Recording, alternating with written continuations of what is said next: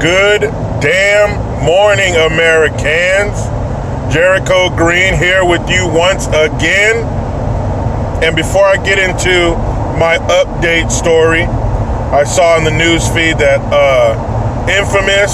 famous or infamous radio shock jock Don Imus died a couple days ago. Now, for those of you who may not know who Don Imus is, he's this famous radio host. I'm not sure if it's out of New York or wherever, but big time on the NBCs and Fox and all these huge radio stations and TV shows and shit. But he gained a little more notoriety in 2007, where he referred to the Rutgers women basketball team as, and I quote, some nappy-headed hoes. Now, this, of course, happened way before the ultra PC pussy times we live in now. But I do remember in 2007, I was in the industry, as you may call it. I was working at a radio station.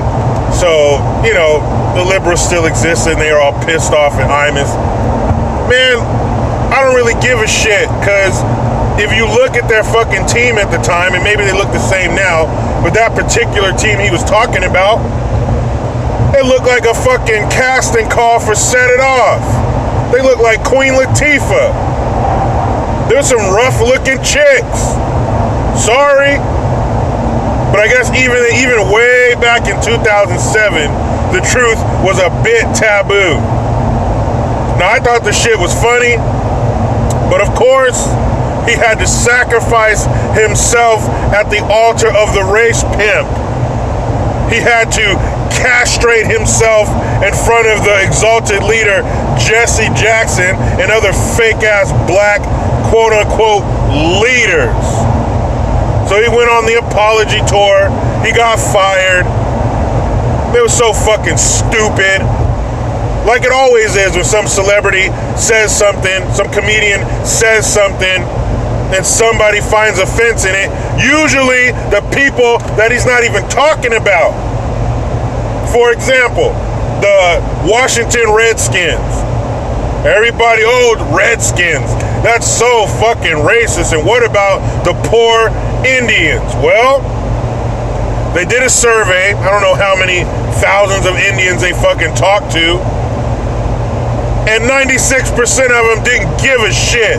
But all these people out here who look nothing like them, who are a bunch of fucking Liz Warrens, a bunch of half of one drop fucking Indian blood people, were all outraged and offended because the Washington Redskins were called Redskins. But people with said skin didn't give a fuck. So, much like that, this case also played out the same way. A bunch of people who look nothing like those people got all offended. And I think even some of the Rutgers players came out, that was wrong. Shut the fuck up. Grow some fucking thicker skin. The man was in a radio show talking. And look in the mirror. You have to do a double take. Is she with cornrows and shit? These bitches look hard. And that's all he was saying. And it was fucked up. Now, I'm not one of these people who believe in when somebody dies, all of a sudden they're a fucking saint and you can't say anything about what they did when they were alive. I think that's stupid. But it was a little fucked up. I read this article on NPR about it, and it started off, he said something. He called these women nappy-headed hoes. Like, was that necessary? You can just tell it came from a place of fucking liberal hatred. Of course, it comes from NPR, so what do you expect? But I thought that was kind of shitty. But whatever, they can say whatever they want. But Don Imus is no longer with us. Now, I wanted to do an update to a video I did a few months back about these big ICE raids that they had. And not like cold ice, but ice, baby. Capital I, capital C, capital E. They did some raids down in Morton, Mississippi, at a chicken processing plant, and they nabbed about 700 illegals there. So I was interested to see, well, how does that play out when all of a sudden, and the town only has a population of like less than 4,000. So what happens when you pluck 700 people from their population? And what happened? Well, some people would say that the industry is going to fall apart because you don't have the people there to work, and it's going to be all bad, and the town, none of that shit happened. You know what happened? A bunch of black folks and white folks who live there took the jobs. Because of course, in the 70s, not only this company, but other companies started to hire cheap Mexican labor from Texas. That's what happened. So when you have cheaper labor coming in, those who would have done it at a bit of a higher price are priced out of the market, don't have jobs. So black and white folks came in and filled these jobs. What was funny and sad a little bit was some of the people, some of the black folks that they interviewed at the chicken plant who took these jobs. Now notice, despite the following comments, none of these people quit their jobs. But some of them were saying that, oh, I feel like I stole a job from somebody and I don't like what I stole, and man, it's so wrong, that's mean that they came and took these people and they're still separating families. Like, what the fuck? Just eating from the trough of liberal stupidity. Separating families. They should have thought about that shit before they came here illegally. You have to know at some point you have to pay the piper. And despite the fact you've been here for years and you started a family and you got kids in school, you should have thought about that shit. That's not ICE's problem. That's not their problem. That's your problem. You created this. They're just giving you the penalty of your actions. And it tripped me the fuck out to actually hear these people talking about how sad it is what they did to the illegals, when you yourself are the first ones affected by it negatively. They didn't price anybody else out of the market. They priced your ass out. They took your jobs. They took their jobs. If you know where that's from. You know how funny that shit is. But it's always trips me out when black folks stand up for illegals and show sympathy for illegals and their situation when they're fucking you. You're talking about how bad they have it. They're making it bad on you. What the fuck? Black folks are hurt first and worst by illegal immigration. They push us out of jobs and they push us out of our neighborhoods. Look in Southern California, Maxine Waters. Maxine, who doesn't do shit, Waters. You always hear about gentrification, all these fucking white people coming in and kicking the black man out. Fucking white people. Look at these fucking illegals.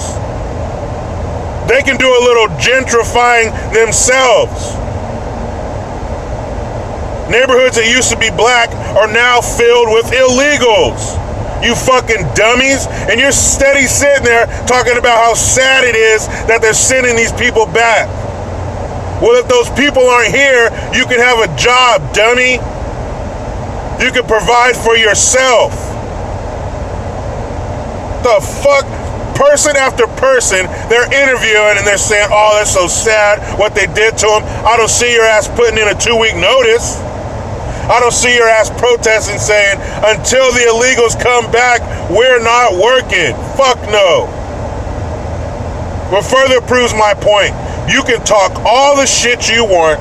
You can say everything about, oh, that's so bad what they're doing to illegals. Trump is racist and it's all fucked up and the system is stacked against us. But when your ass gets an opportunity to get a job, what do? You take that fucking job.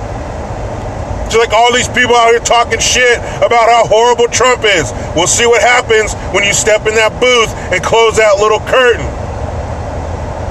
We'll see what happens when you step in that booth and close that little porno section curtain. Remember that back in the day in the video stores?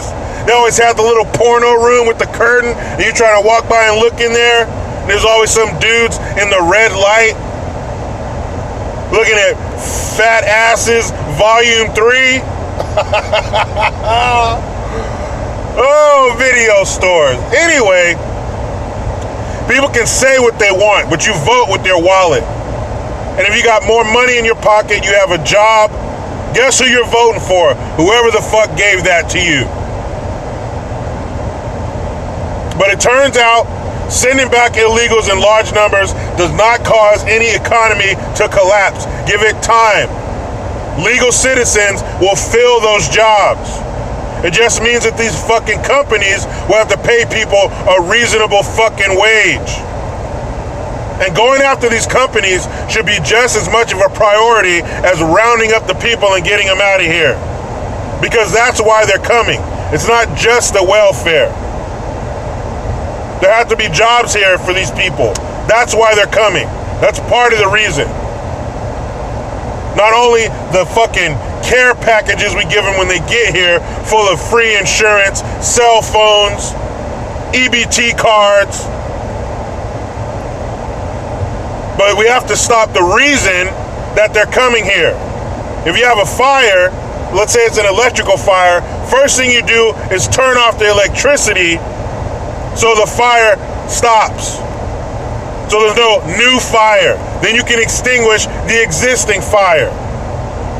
So companies like this, like Coke, not the fun Coke, all you who survived the 80s, but KOCH, the company that owns this particular plant in Morton, Mississippi, they need to be held to account too. They need to be called to the fucking carpet.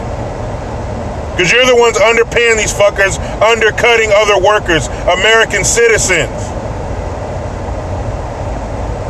So there's my follow-up, people. The sky is not falling when you send illegals back wherever the fuck they came from. Get your ass in line. We all gotta wait in line.